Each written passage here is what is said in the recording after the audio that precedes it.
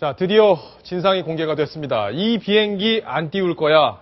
자, 이렇게 외친 슈퍼갑 이야기인데요. 검찰 공소장을 토대로 저희가 오늘 관련 내용, 자세히 드러난 그 내용을 토대로 저희가 상황극을 한번 꾸며봤습니다. 먼저 그 상황극을 보시고 이야기를 이어가겠습니다.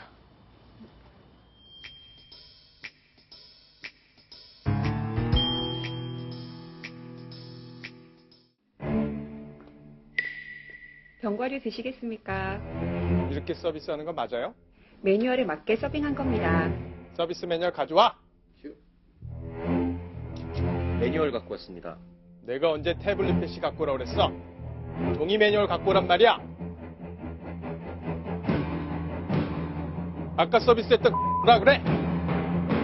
야, 너 거기서 무릎 꿇고 매뉴얼 찾아. 서비스도 모르는 게 안 데려갈 거야. 내려! 야, 당장 갖고 와서 짐 갖고 와서 나가라 그래. 내리라 그래. 죄송합니다. 말로만 하지 말고 똑바로 무릎 꿇고 사과해. 나 이 비행기 절대 안 띄울 거야. 당장 기장한테 연락해. 이미 비행기가 활주로에 들어섰습니다. 비행기 세울 수 없습니다. 상관없어. 어디다 대고 대들어. 어디다 대고 말대꾸야. 내가 당장 세우라잖아. 기장님, 부사장께서 욕을 하면서 비행기 돌리라고 하시는데요. 다 당신 책임이네. 당신이 내려. 내려! 내리라고! 네, 제가 내리겠습니다.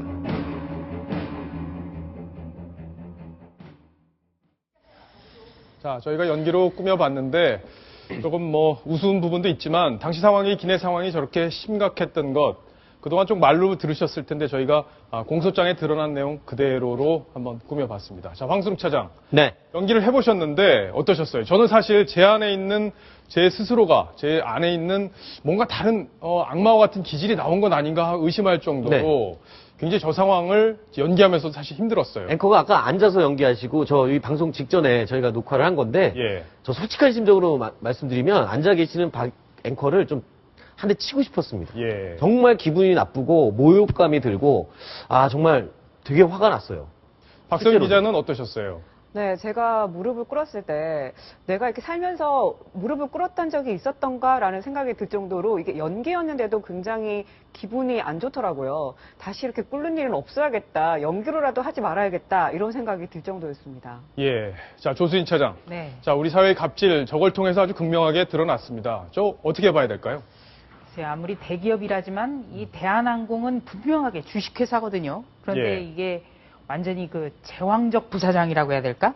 그리고 문제는 이 비행기 내에는 일반 승객도 200명 가까이 타고 있었다는 거죠. 그러니까 어떤 이 비행기를 운항함에 있어서 승객의 가장 큰 안전을 위주로 두고 행동을 했었어야 되는데 전혀 이런 그 승객을 볼모로 잡고 그리고 마치 그 직원들을 자신의 몸종같이 부리는 이런 거에 대해서 아주 참 깊은 인상을 받았습니다.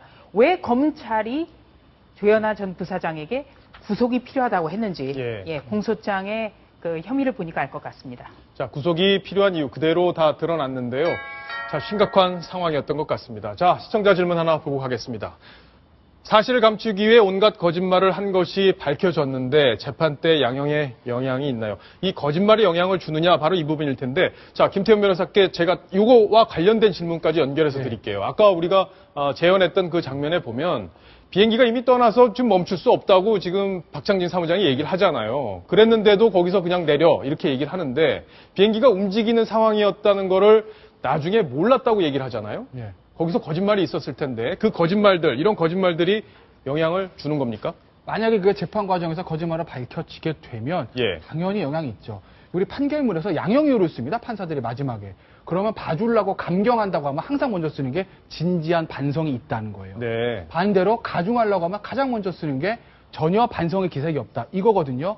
그리고 끝까지 부인한다는 얘기도 있고요. 만약에 거짓말을 한 것이 밝혀지면 당연히 양형에서 불리하게 작용을 하죠. 근데 왜 비행기가 움직이는 상황에서 저지를 하고 내리라고 했다면은 더 큰 범죄가 된다. 그런 얘기가 있지 않았습니까? 그게 지금 대한항공 측, 그 다음에 조현아 측과 조현아 측 변호인이 이제 굉장히 이제 전략을 쓰는 건데, 우리 왜 옛날에 무협지 보면 그런 얘기 있잖아요. 팔다리, 몸통을 보호하기 위해서 팔다리는 준다. 딱 그건 거죠. 지금 뭐 위계위반 공무집행방해 그렇다 치더라도 항공보안법적에 2개가 있고 그 다음에 강요랑 뭐 위력위반 업무방해 이런 것들이 있거든요. 예. 조현아 측 얘기를 보면 강요랑 위력위반 업무방해 인정하는 거예요. 그러니까 팔다리는 주겠다는 겁니다.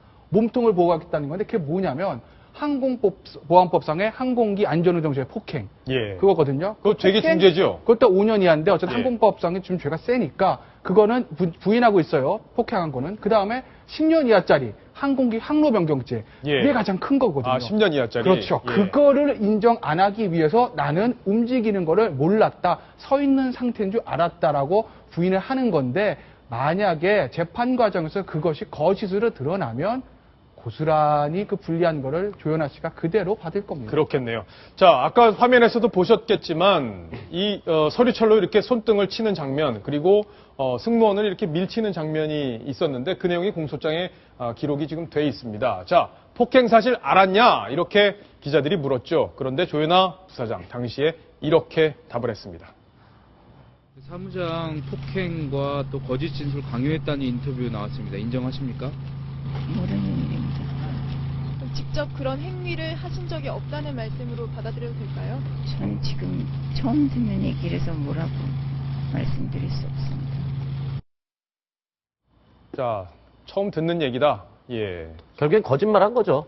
그러니까 그럴까요? 예. 예, 조현아 전 부사장의 경우 저 상황에서도 아마 그 상황 파악을 제대로 못하고 있지 않았을까. 또 그렇지 않다면 누군가가 나서서 이 상황을 다 해결을 하리라고 그런 생각을 판단을 하고 있지 않았을까. 그러니까 그냥 모른다, 기억 안 난다, 뭐 이 정도로 그냥 무마시키려고 했던 그때의 순간인 것 같습니다. 예. 근데 저 이후에 사건은 일파만파 그렇게 너무 커지고 커졌죠. 있는 거죠. 예. 자, 물론 박수. 제가 예. 하나 추가로 말씀드리면 저게 이제 일단 공소장이니까 네. 재판 과정에서 조현아 씨가 변호인 얘기 들어오고 판결이 남아 있으니까 아직은 뭐 사실이 완전히 100% 저게 공소장 내용인 거죠. 검찰에서 이제 여러 불리한 사람의 진술을 안 하는 거죠. 예, 불리한 여러 얘기. 사람의 증언을 확인을 한 결과 공소장 내용이다. 이렇게 좀 이해를 하시면 될 것 같고요. 박소연 기자께 질문을 또 이어가겠습니다. 자, 지금 궁금한 게 우리 시청자분들 궁금해하신 게 뭐냐면 박창진 사무장이에요. 과연 이분 대한항공 계속 다닐 수 있겠느냐 하는 그 부분인데 지금 내부적으로 뭘 또 징계를 하려고 하는 움직임이 있었다고 하던데요. 네, 그렇습니다. 지금 박창진 사무장 지난달 8일부터 지금 병가를 낸 상태입니다. 예. 그리고 이 병가의 이유는 과도한 스트레스로 인해서 순간적인 망각이 나타났고요. 그런 부분 때문에 관련 진단서를 끊어서 원본을 회사에 제출을 했고요. 그렇게 병가를 냈습니다. 그리고 지난 1월 4일에 저희 박창진 사무장이 지금 예. 보낸 저희 제작진에게 보인 문자인데요. 저 제작진에게 네, 예. 보낸 문자인데, 자, 병가에 대해서 1월 4일입니다. 자, 병가 연장하셨네요? 라고 저희가 물었더니, 어렵게 연장을 했다. 회사에서 안 주려고 하는 거 겨우 받았다. 예. 병가를 쓰지 말고 휴가를 쓰라고 했다. 이렇게 얘기를 했어요. 자, 휴가를 쓰라는 건 무슨 얘기인가요? 네, 휴가를 쓰라는 것은 휴가는 며칠 안 되잖아요. 예. 병가는 보통 한 달, 뭐 2달 이렇게도 낼 수 있는데 휴가는 한 15일도 잘 안 되잖아요. 그러니까 짧게 쓰라는 그런 요구인 거죠. 자, 그랬는데요. 오늘 또 새로운 사실이 나왔습니다. 1월 8일에 대한항공에서 사무장에게 메일이 왔는데 예. 갑자기 병가 처리가 안 됐다. 이렇게 얘기를 한 겁니다. 자, 그럼 병가 처리가 안 되면 무단 결근으로 처리를 하겠다. 네. 예. 분명히 원본을 내서 병가 처리를 했는데 그렇게 했는데 11월 8일에 갑자기 병가 처리가 안 됐었다. 이렇게 얘기를 한 겁니다. 자, 그러면 그 모든 것은 이때까지 병가 처리가 안 되면 무단 결근이 된 거죠. 그 부분에 대해서 언론에 나간 괘씸죄다. 이렇게 지금 판단을 하고 있는 겁니다. 자, 지금 여승무원도 또 논란이 되고 있어요. 당시 현장에 있었던 아까 박소연 기자가 연기를 해줬던 바로 그 여승무원일 텐데, 자, 이 여승무원이 뭔가 제안을 받았다 이런 얘기들도 있습니다. 자, 관련된 음성 직접 한번 들어보시고 또 이야기를 이어가겠습니다. 여승무원들이 다 그 상황에 대해서 본인이 직접 욕설도 듣고 뭐 그런 파일을 맡긴 했지만 자기는 그런 적이 없다. 이 전자레인지 끝나고 나면 모 기업이 이렇게 주주로 되어 있는 대학교의 교수 자리로 이동시켜주겠다. 자, 지금 박소연 기자 같으면 저런 상황에서 야, 그럼 너 다 이제 무마해주고 우리한테 유리하게 증언해주면 교수직 줄게 하면 어떻게 하시겠어요?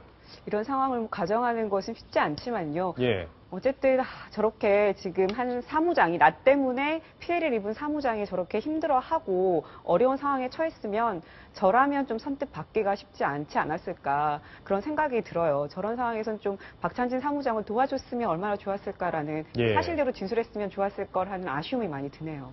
자, 뭐 방송 프로그램에서 이 여승무원의 묘한 미소가 화면으로 잡혔는데 어떤 장면인지 보시고 또 이야기를 이어가겠습니다. 자, 바로 SBS에서 잡혔던 장면인데 조사를 받고 나가는 상황에서 저렇게 웃는 모습이 잡혔네요. 네, 그렇습니다. 저게 지금 검찰 조사를 받고 나올 때 엘리베이터를 기다리면서 이렇게 웃는 모습이 찍힌 건데요. 이 부분을 보고 네티즌들이 정말 좀 공분을 했죠. 그래서 악마의 미소다 이런 말을 했을 정도였습니다. 그럼 참 안타깝네요. 예. 네.